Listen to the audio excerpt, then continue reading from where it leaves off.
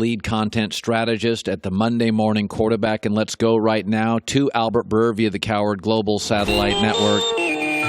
So, okay, you're Pittsburgh today. Joy just had the story. People are looking for the Steelers to move off a first-round pick.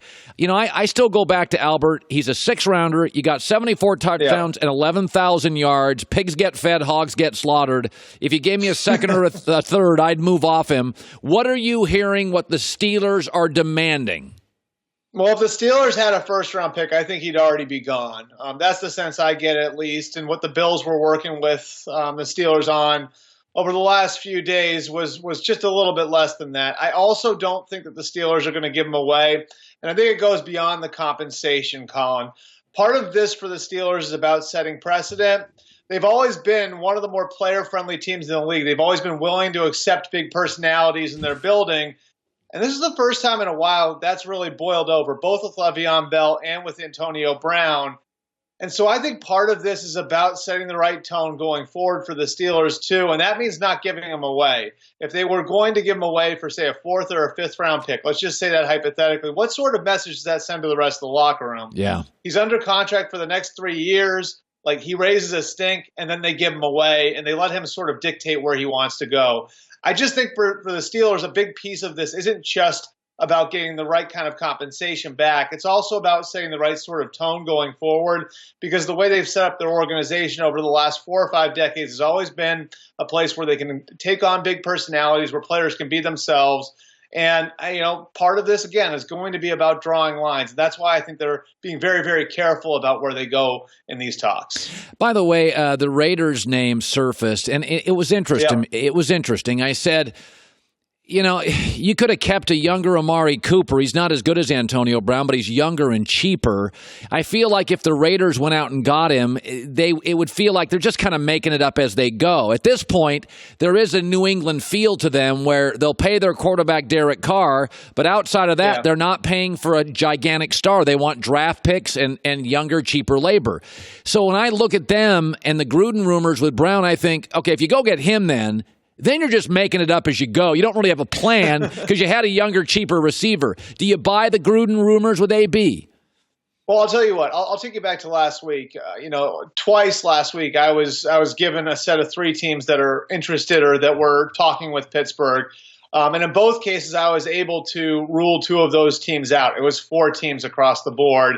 And the one team in both cases that I wasn't able to rule out was the Raiders. So, look, I think that they'd be interested in Antonio Brown. I think the price tag, as is the case with a lot of other teams, is the issue here. And maybe not just the draft pick compensation, but also the contractual price. And I think that that's something that's worth looking at here, because that came into play with Buffalo. The Bills were given permission, I'm told, to talk to agent Drew Rosenhaus, and they balked at the idea of giving him a new contract. I'm told there was another team that was deep involved in this that backed out after they discussed a new deal with the agent.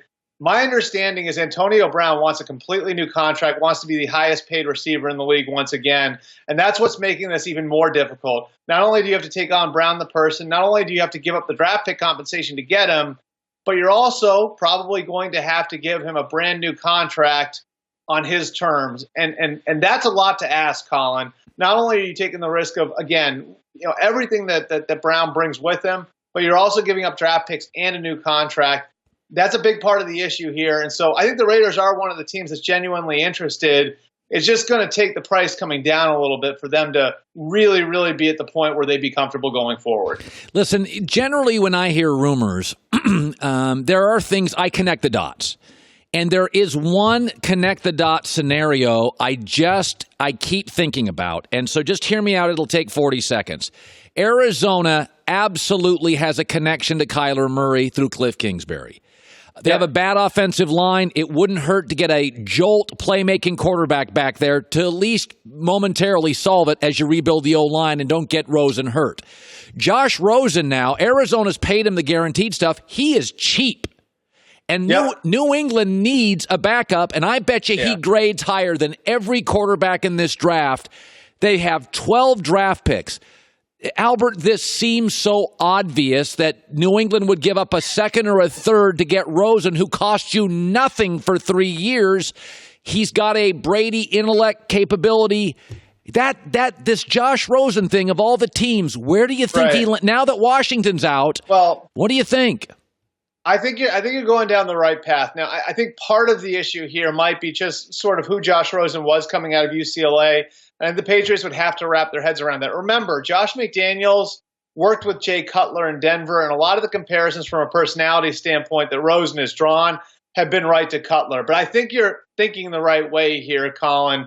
If you're one of these teams, if you're a New England or a Green Bay or a Pittsburgh or the Chargers, you're one of these teams that has an older, experienced franchise quarterback and isn't going to be drafting high enough to get his replacement, you're going to have to think creatively sometime soon about getting the next one, because you're probably not going to be able to do it the conventional way and spending a top 10 pick to get one.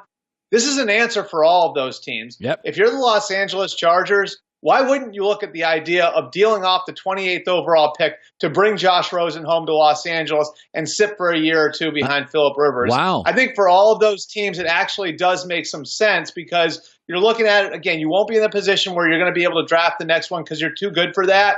So if I'm one of those teams, I very seriously look at that. At the worst, what this will get you is a very, very competent backup with starting experience at a cheap rate over the next 3 years. And the upside is that you have the answer for the next 10 to 15. Finally, Jay Glazer, you know him, I know him. He's a guy I trust. He puts something out there. It's almost, it's valid, right? And he has said this OBJ thing, when the Giants say we're not trading him, he doesn't necessarily buy it. Odell Beckham Jr. to me is not Antonio Brown disruptive. Now, I do have concerns physically. He's missed 20, 21 games over his career. That concerns me. Do you believe the Giants, who are rebuilding, regardless of what they want to admit to their fan base, do you think Odell Beckham could be pulled away for the right picks from New York?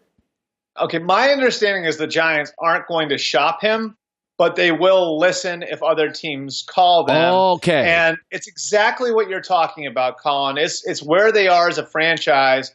And quietly, in the middle of last season, they took a turn. For the last 2 years, for most of the last 2 years, they'd really been chasing 2016, which, they win 11 games that year. They get in the playoffs. They'd been operating as if they were close when a lot of things went right for them that season. They signed Olivier Vernon and Janoris Jenkins and Snacks Harrison, and Eli Manning has a good year. Odell Beckham breaks out. A lot of things went right for them that year. They've been chasing that season for 2 years. At the end of the season last year, they made a turn, and you even heard John Mara say it. This might not be a quick fix. So everything in that organization now is about turning things over, taking the long view, and building it the right way. And the question becomes, is Odell Beckham going to be there for all of that? When you get good again, is Odell Beckham still going to be the same player? Do you want Odell Beckham around the young guys? Is Odell Beckham the kind of guy that you want all the younger players looking towards for guidance? All of those questions have been asked in the Giants organization. And so I think that they are okay with the idea of going forward with Odell Beckham. But if another team calls and blows them away, I think they'd be all ears. Great stuff. That's a great way to put it. They're not shopping him, but they'll take your call. Hi, everybody. Thanks for watching. Subscribe here to get the latest from the show.